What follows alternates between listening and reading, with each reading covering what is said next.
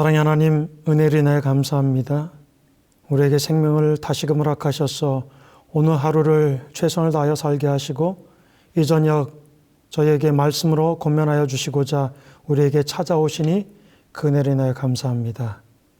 하나님의 음성을 밝히 깨닫는 귀한 한 시간 되도록 저희와 함께 하시길 귀하신 예수님의 이름으로 간절히 기도합니다. 아멘.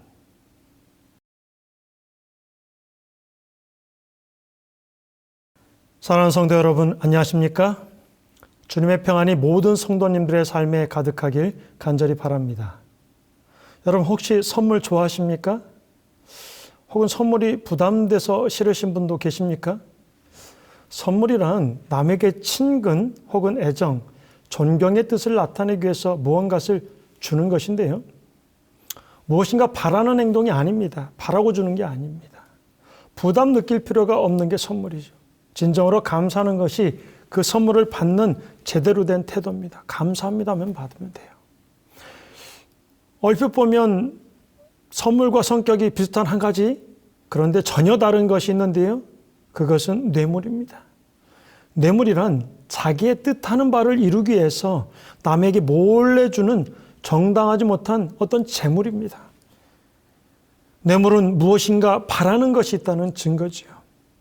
굉장히 부담스럽고 부정적인 것입니다. 뇌물은 주지도 받지도 말아야 되겠죠.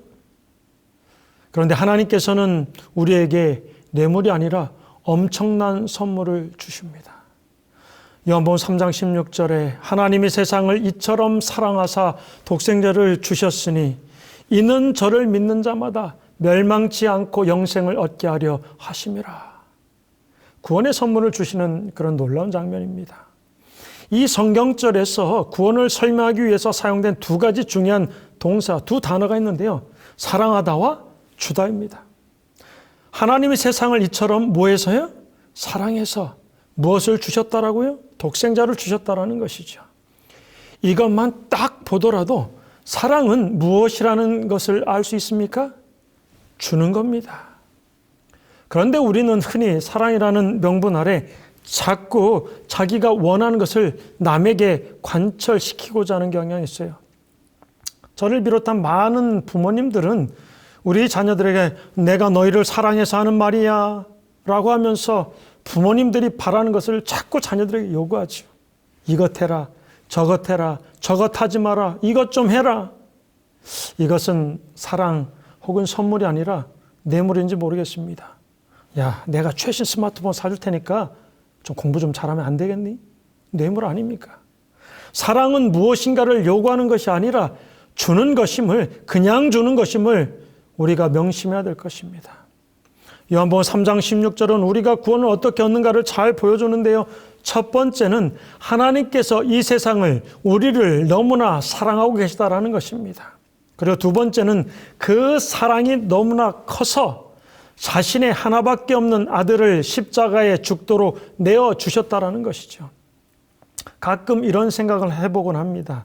도대체 하나님은 어떤 분이시기에 아들을 십자가에 죽게 하시면서까지 왜 나를 구원하시려고 하신 것일까? 어떻게 그런 결정을 내리실 수 있었을까? 정말 내가 하나님의 아들을 내어줄 만큼 가치 있는 존재인가? 나를 정말 그렇게나 많이 사랑하시는 것인가? 이것이 인간의 머리로서는, 제 머리로서는 다 이해가 되질 않습니다. 하나님의 사랑은 너무나 깊고 넓고 오묘해서 그 사랑을, 그 마음을 다 알 수가 없습니다. 그러나 하나님의 사랑을 깊이 우리가 묵상하게 될 때 우리의 마음속에 감동이 밀려오고 깊은 감사가 일어나게 되는 것입니다. 그래서 요한복음 3장 16절은 하나님께서 그러한 사랑을 우리에게 주심으로 누구든지 그것을 믿는 자들은 멸망당하지 않고 영생을 얻게 된다는 것을 이야기하고 있는 것입니다. 어떤 사람들한테 구원을 주시는가 가만히 보니까 이는 저를 믿는 자마다라고 기록하고 있어요. 즉 예수님께서는 이 구원의 선물을 세상의 모든 사람들에게 다 주신다는 것입니다. 그런데 그 구원을 받는 조건이, 인간에게 조건이 딱 한 가지가 있는데 바로 믿는 것입니다. 믿는 사람이라면 누구나 구원을 받게 되어 있어요. 그러면 도대체 어떻게 하는 것이 믿는 것인가? 믿는다는 것은 도대체 무슨 의미인가? 앞에서 본 두 단어 사랑하다와 주다라는 동사에 대한 이야기를 했습니다. 그런데 사랑하기 때문에 줬다라는 것입니다. 그러므로 믿는다는 것은 바로 사랑하기 때문에 줬다는 것을 믿는 것입니다. 단순히 십자가에 달리신 사실만을 믿는 것이 아니라 십자가에 달리실 수밖에 없었던 그 이유, 그러니까 우리를 죽기까지 사랑하신다는 그 사실을 함께 믿는 것을 의미하는 것입니다. 이것이 바로 믿는다는 의미이지요. 하나님께서는 죽을 수밖에 없는 아무것도 아닌 나를 얼마나 사랑하시는지 아들을 십자가에 내어주시기까지 하시는 그 사랑을 깨달아야 하고, 그 사랑 때문에 나를 위해 예수님을 주셨다는 그 사실을 믿는 것입니다. 바로 이 사랑을 깨닫고 믿는 사람에게 영원한 구원이 약속되어 있는 것입니다. 그러면 어떤 사람이 믿는 사람이요? 구원의 선물을 받을 수 있을까? 누가복음 18장 9절로 14절에 보면 두 사람에 대한 이야기가 나옵니다. 한 사람은 하나님의 성전에 당당히 올라간 나는 의인이다 라고 생각했던 바리새인과 또 한 사람은 나는 철저히 죄인입니다 하면서 고개를 들지 못한 채 기도했던 세리가 나오죠. 이 비유는 어떤 사람이 하나님께서 주시는 구원의 선물을 받을 수 있는지 보여주기 위한 비유인데요. 누가 그 선물을 받게 됩니까? 상한 심령을 가졌던, 죄인의 심령을 가졌던 세리는 그 선물을 간절히 사모하였지만 교만한 바리새인의 마음에는 그 선물에 대한 갈급함이 없었기에 받을 수 없었습니다. 사랑하는 성도 여러분, 이것은 정말 중요한 것입니다. 구원은 그것을 받고자 하는 사람의 마음 상태가 가장 중요하다는 것입니다. 오늘 우리의 마음을 한번 돌아보게 되길 간절히 바랍니다. 나는 정말 세리처럼 간절한 심령으로 그것을 사모하고 있는가? 아니면 바리새인처럼 완고하고 딱딱한 마음으로 서 있는 것은 아닌가? 이것이 구원을 얻기 위하여 하늘문을 여는 첫 번째 열쇠라고 해도 과언이 아닐 것입니다. 아무쪼록 우리 모두가 겸손한 심령으로 구원의 선물을 간절히 사모하는 우리 모두가 되기를 간절히 바랍니다. 성경 누가복음에는 이렇게 이야기합니다. 19장 10절입니다. 인자에 온 것은 잃어버린 자를 찾아 구원하려 함이니라. 이 말씀은 예수님께서 삭개오의 집에서 하신 말씀이었죠. 예수님께서는 주변의 모든 사람들이 경멸하고 욕하고 멸시하는 세리장 삭개오의 집에 들어가셨습니다. 그리고 그곳에서 예수님께서 이 땅에 오신 가장 중요한 목적에 대해서 말씀해 주셨는데, 그것은 바로 잃어버린 자를 찾아 구원하러 오셨다라는 것입니다. 예수님께서는 모든 사람이 욕하고 손가락질하는 그 삭개오의 집에 머무셨어요. 하나님은 세상에서 가장 멸시당하고 천대받고 손가락질 받는 사람이라 할지라도 그 사람을 사랑하시고 그 사람을 구원하기 원하시는 분이라는 사실을 보여주고 있습니다. 또 누가복음 15장에서는 이러한 하나님의 사랑을 설명하고자 세 가지 비유를 기록하고 있는데요. 그 비유는 우리가 잘 아는 것처럼 잃은 양에 대한 비유, 잃은 동전에 대한 비유, 그리고 잃은 자식, 탕자에 대한 비유이죠. 이 세 가지 비유는 모두 잃은 자를 먼저 찾아 나서시는 하나님의 크신 사랑을 이야기하고 있습니다. 먼저 99마리의 양에 비하면 그 무리를 이탈한 한 마리의 양은 별것도 아닌데 그 양 찾겠다고, 그 한 마리 찾겠다고 골짜기를 다리며 양을 찾는 목자의 모습 상상이 되시죠. 수풀과 계곡을 다니며 이리 찢기고 저리 찢기고 이리 긁히고 그래도 포기하지 않으시고 끝내는 낭떠러지에서 양을 찾아내어 어깨에 메고 환한 미소를 띠며 기쁨으로 돌아오시는 하나님의 깊은 사랑, 그 사랑이 느껴지십니까? 또 한 여인은 별것 아닌 잃은 동전, 먼지 속에 파묻혀 있는 잃은 동전을 찾기 위해서 등불을 켜서 들고 여기저기 다 뒤지면서 찾는 그 모습, 이것은 잃은 자를 애타게 찾고 계시는 하나님의 모습이 아니겠습니까? 잃은 양과 잃은 동전은 둘 다 잃은 자를, 잃은 영혼을 찾는 하나님을 표현하고 있는데요. 근데 조금 다른 부분이 있습니다. 대상에 다른 부분이 있어요. 잃은 양은 잃어버린 사람이, 잃은 자가 잃어버렸다는 사실을 알고 불안해하고 있습니다. 돌아올 길을 알지 못한 가운데 헤매고 있는 영혼들을 나타내는 장면이에요. 그런데요, 잃은 동전은 자신이 잃어버린 바 되었는지조차도 모르는 그 상태에 있는 그런 영혼들을 상징하고 있는 것입니다. 우리가 잃어버린 것을 알고 있든지, 내가 잃어버린 존재라는 것을 알고 있든지 모르든지, 하나님께서는 그들 모두를 찾기 위하여 얼마나 애타하시고 그들을 구원하시기 위하여 얼마나 노력하시고 계시는지를 보여줍니다. 그리고 마지막으로 탕자의 비유인데요. 탕자의 비유를 읽을 때마다, 들을 때마다 참 마음에 깊은 감동이 많이 밀려옵니다. 아버지를 버리고 떠나간 그 아들, 그리고 아버지의 재산을 다 낭비하고 염치 없이 아버지께 돌아간 그 아들을 하나님께서는 어떻게 맞이하고 계셨는지 보여줍니다.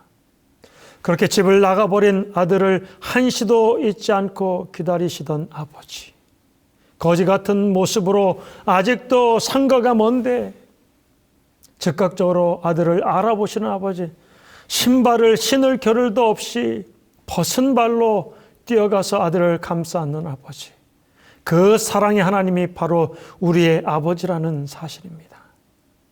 잃은 양, 잃은 동전, 잃은 자식인 탕자의 비유와 삭개오의 이야기를 통하여 우리에게 설명하고자, 가르치고 주고자 한 것은 잃어버린 자들을 끝까지 사랑하시고 대하시는 하나님 아버지의 그 마음을 보기를 원하시는 것입니다.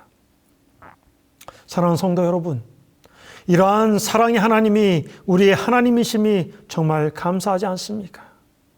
우리는 늘 주님을 떠나고 늘 주님을 슬프게 하지만 먼저 우리를 찾아오시고 우리를 용서하시고 사랑으로 감싸 안으시는 하나님의 사랑으로 위로와 용기를 얻는 우리 모두가 되시기를 간절히 바랍니다. 하루는 야고보와 요한의 어머니가 예수님께 찾아옵니다.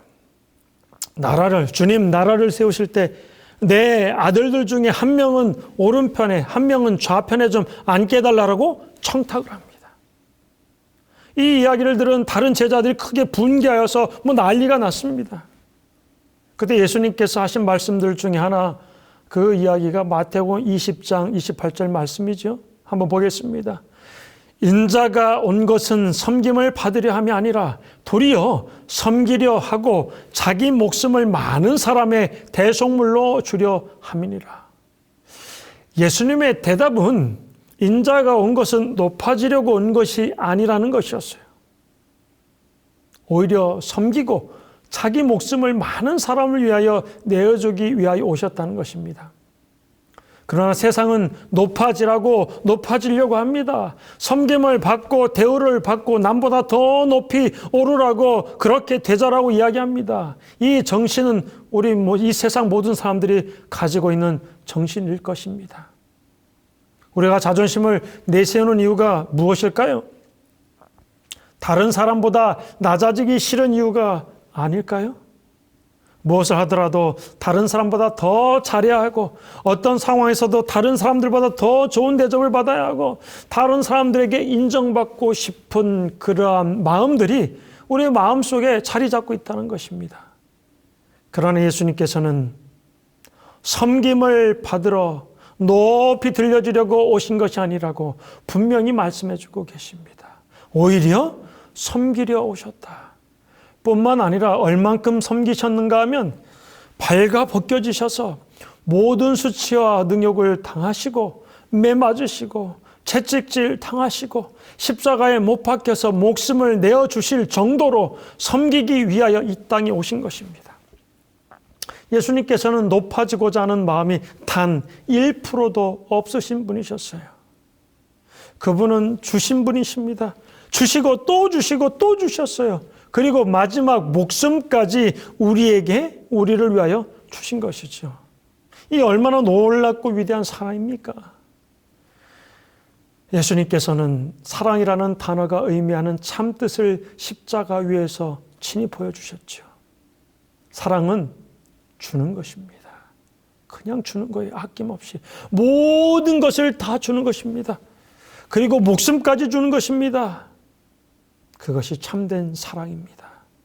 그런데 예수님께서 우리에게 너도 가서 이같이 하라라고 말씀하셔요. 너희도 예수님께서 하신 것처럼 다른 사람들을 사랑하라고 얘기합니다. 이렇게 완벽한 사랑을 보여주셨기 때문에 우리는 핑계댈 수가 없어요.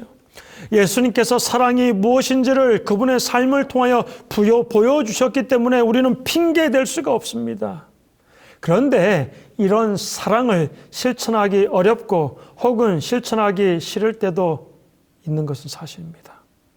왜냐하면 그러한 사랑을 실천하기 위해서는 우리가 포기해야 할 것이 너무 많기 때문에 그래요.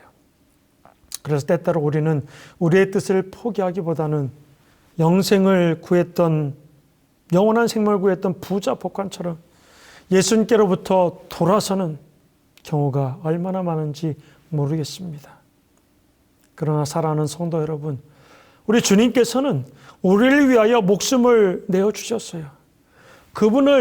그분께서는 섬김을 받으실 수 있는 분이시지만 섬김을 받는 대신 끝까지 섬기시고 자발적으로 목숨을 내어주신 그런 분이십니다.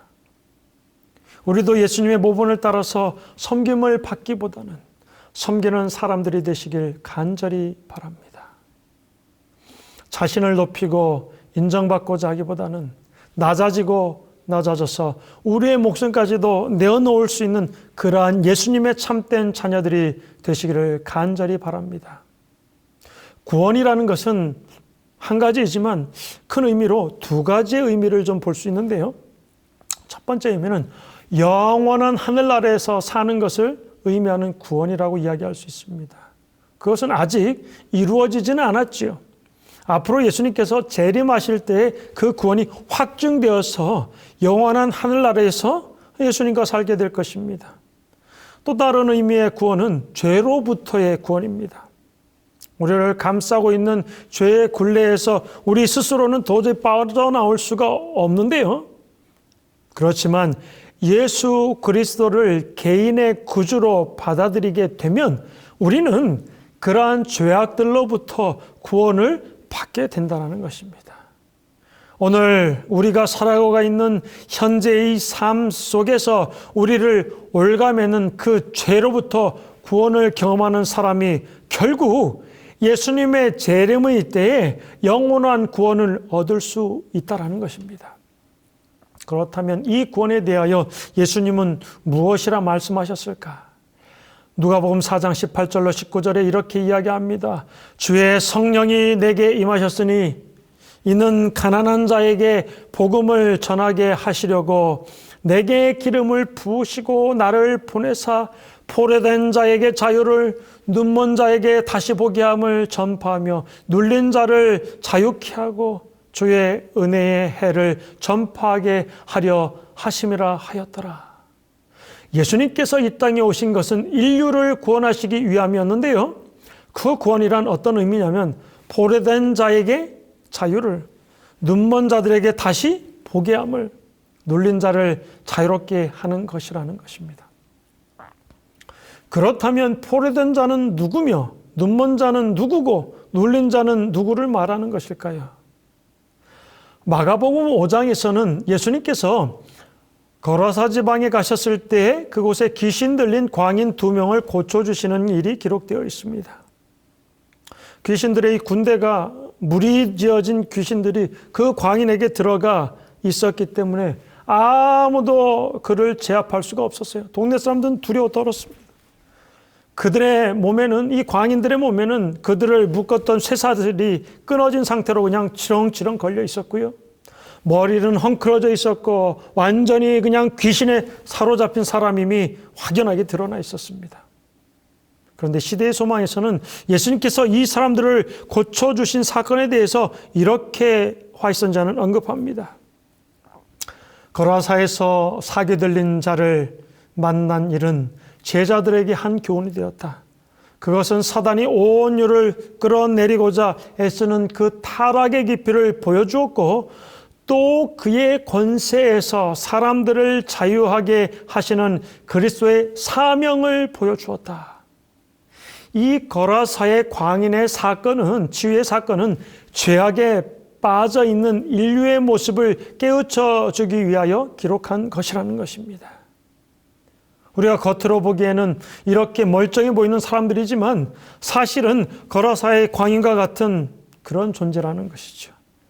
우리 모두가 사탄의 포로가 된 사람들로서 우리의 힘과 능력으로는 도저히 죄를 저항할 수도 없고 사탄의 권세에 대항할 수도 없는 그런 사람들이라는 것입니다.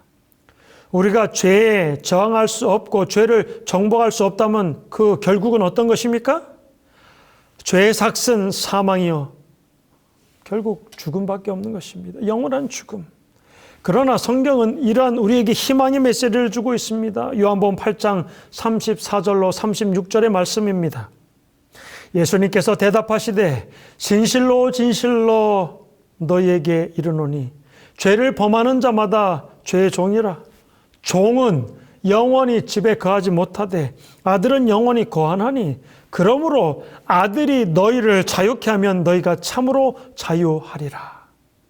아들이 예수 그리스도께서 우리를 자유케 하면 우리가 참으로 자유하리라는 약속을 주고 있습니다. 예수님께서 거라사의 광인을 치유해 주신 것은 죄의 권세 아래 놓여 있는 오늘의 우리 모두들을 자유케 하실 수 있음을 보여주는 장면입니다. 짜증을 참지 못하고 작은 일에도 쉽게 화를 내고 또 혹은 식욕을 절제하지 못하고 마음은 원하지만 육신이 약해서 죄에 굴복하는 우리 모든 이 땅의 인류에게, 사람들에게 우리 주님께서는 죄에서 자유케 해주시겠다라고 약속해 주고 있습니다. 사랑하는 성도 여러분, 예수님께서 우리에게 주시는 구원은 바로 이러한 죄에 대하여 승리하게 해주시는 구원이라는 것입니다. 예수님의 능력을 의지하여 죄로부터 구원을 얻는 이 삶이 결국 영원한 생명의 구원을 얻게 되는 것입니다. 예수님께서는 이 구원을 선물로 주시고자 십자가에 달려 돌아가신 것이죠. 이러한 약속들을 의지하여 이전에 극복할 수 없었던 죄악들이 극복되어지고 죄로부터 자유함을 얻는 놀라운 일들이 우리 삶 가운데 일어나게 되기를 간절히 바랍니다. 죄로부터 구원을 얻은 사람과 죄로부터 구원을 얻지 못한 사람 사이에는 차이점이 있을까요? 어떤 차이점이 있을까요? 죄로부터 구원을 얻지 못한 사람은 결코 자신을 다스릴 수 없다는 겁니다. 자기 자신을 다스릴 수가 없어요. 왜냐하면 자신의 삶의 주인이 나 자신이 아니기 때문입니다. 사탄이기 때문에 그래요. 죄의 포로인 그는 결코 자신의 삶의 주인이 될 수가 없습니다. 예를 들어서요, 수용소에 갇혀있는 사람, 감옥에 갇혀있는 사람이 자유가 없는 사람은 결코 자신의 의지대로 할 수 있는 게 아무것도 없습니다. 자라고 하면 자야 되고요. 먹으라면 먹어야 되고요. 운동하라면 운동해야 되고요. 일하라면 일해야 됩니다. 자유가 없어요. 그런 사람은 행복할 수가 없습니다. 그 인생에는 행복 대신 불행이, 기쁨 대신 슬픔이, 평화 대신 평안 대신 불안이 찾아오죠. 그리고 결코 참된 만족을 경험할 수 없습니다. 그러나 죄로부터 구원을 얻은 사람의 삶은 어떨까요? 이런 사람들은 그 무엇에도 속박되지 않습니다. 속박되지 않아요. 아무리 죄가 달려든다 할지라도 이 사람들을 쓰러뜨릴 수가 없습니다. 왜냐하면 그리스도께서 죄를 이길 힘을 주시기 때문입니다. 그래서 율법에 있게 되는 것이죠. 율법 위에 있게 되는 것이죠. 율법을 기쁜 마음으로 순종하고 율법을 자유롭게 지킬 수 있는 것입니다. 이러한 사람은 그리스도의 은혜로 말미암아, 자기 힘이 아니라 그리스도의 은혜로 말미암아 자신을 다스릴 수 있게 되는 것입니다. 자신의 감정과 자신의 마음을 그리스도의 은혜로 통제할 수 있게 되는 것이죠. 이러한 사람의 심령에는 불행 대신에 행복이, 슬픔 대신에 기쁨이, 불안함 대신에 참된 평화가 깃들게 됩니다. 하나님 안에서 그 누구도 줄 수 없는 참된 그 평안을 하나님 안에서 만족을 얻게 되길 간절히 바랍니다. 이것이 바로 죄로부터 구원받은 사람이 이 땅에서 누리는 구원받은 자의 삶입니다. 물론 영광의 몸으로 변화되고 온전하고 완전한 구원을 누리는 것은 예수님의 재림의 때에 이루어집니다. 그러나 그 구원의 시작점은 바로 이 땅에서 그리스도를 개인의 구주로 영접하고 죄로부터 구원을 얻는 순간부터 시작된다라는 것을 잊지 않길 간절히 바랍니다. 그래서 예수님께서도 그 구원에 대하여 누가복음 17장 20절로 21절에 다음과 같이 말씀하십니다. 바리새인들이 하나님의 나라가 어느 때에 임하리까 묻거늘 예수께서 대답하여 가라사대 하나님의 나라는 볼 수 있게 임하는 것이 아니요 또 여기 있다 저기 있다고도 못하리니 하나님의 나라는 너희 안에 있느니라. 바로 하나님의 나라는 우리가 그리스도를 참으로 영접하는 그 순간 죄에 대하여 승리하는 경험과 더불어 기쁨과 평안으로 우리의 삶 가운데 임한다라는 것입니다. 물론 이 이야기가 한번 그리스도를 개인의 구주로 영접한 사람이라면 절대로 죄를 짓지 않는 것이라는 그런 확증은 아닙니다. 혹은 구원이 보장되어 있다는 이야기도 아니에요. 그러나 우리가 그리스도 안에 머물고 그분의 은혜가 계속해서 우리에게 임할 수 있는 곳에 우리 자신을 두는 한 우리의 자유함과 기쁨은 계속될 수 있다는 것을 말하고 있는 것입니다. 사랑하는 성도 여러분, 예수님께서는 우리에게 이러한 죄로부터의 구원, 죄로부터의 자유함, 죄로부터의 승리를 주시기 위하여 십자가에 달려 돌아가신 것입니다. 우리는 그분이 이루신 십자가의 공로를 의지하여 값없이 이 선물을 소유할 수 있게 되기를 간절히 바랍니다. 아무쪼록 우리 모두가 이 선물에 깊이 감사할 뿐만 아니라 주시는 선물을 믿음으로 받아서 죄로부터 참된 자유함과 구원을 얻게 되는 우리 모두가 되기를 간절히 바라며 말씀을 드리도록 하겠습니다.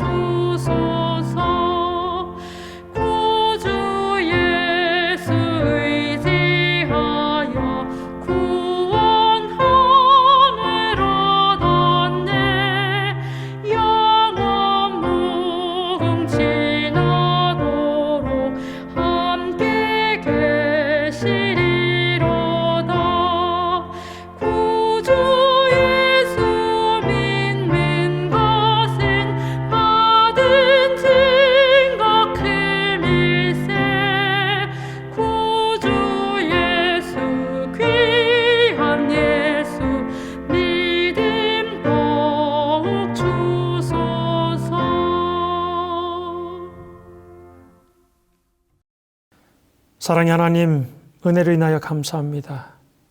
우리에게 구원의 참 선물이신 그리스도를 보내주시고 우리가 주 안에서 자유한 존재가 되게 역사하여 주신 은혜를 인하여 감사합니다. 그것을 믿는 우리 모두가 될 수 있도록 인도하여 주시옵소서. 그래야서 오늘 우리의 삶 속에 자유와 구원을 맛보며 주의 재림의 날에 그 구원을 확증하는 모든 백성들 되도록 인도하여 주시길 귀하신 예수님의 이름으로 간절히 기도합나이다. 아멘.